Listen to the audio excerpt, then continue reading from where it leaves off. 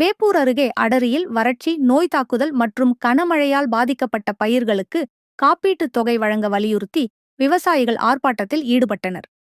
கடலூர் மாவட்டம் வேப்பூர் மற்றும் சிறுபாக்கம் சுற்றுவட்டார பகுதிகளில் கடந்த ஆண்டு விவசாயிகள் மக்காச்சோளம், பருத்தி, உளுந்து உள்ளிட்ட பயிர்களை ஆயிரக்கணக்கான ஏக்கரில் சாகுபடி செய்திருந்தனர்.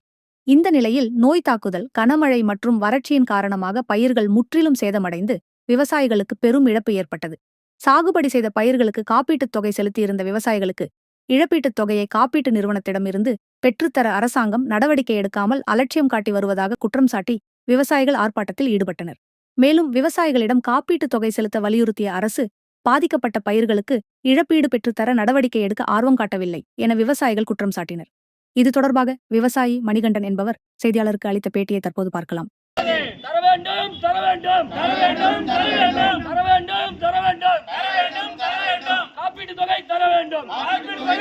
என் பெயர் மணிகண்டன், நான் விவசாயி.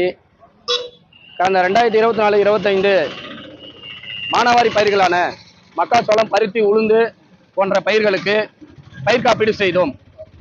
பயிர் காப்பீட்டு தொகையை சேலம், பெரம்பலூர் போன்ற மாவட்டங்களுக்கு வழங்கிவிட்டு எங்கள் கடலூர் மாவட்டத்திலே தாமதமாக வேலை நடைபெற்றுக் கொண்டிருக்கிறது.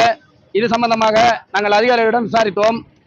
தமிழக அரசாங்கம் தான் முடிவெடுக்க வேண்டும், வரும் என்று சொல்கிறார்கள். அதனால் விவசாயிகளுடைய சூழ்நிலையை எண்ணி இந்த பயிர் காப்பீடு செய்த அனைத்து விவசாயிகளுக்கும் அவர்களது வங்கி கணக்கிலே அதற்குண்டான தொகையை வர வைக்குமாறு அன்போடு கேட்டுக்கொள்கிறோம்.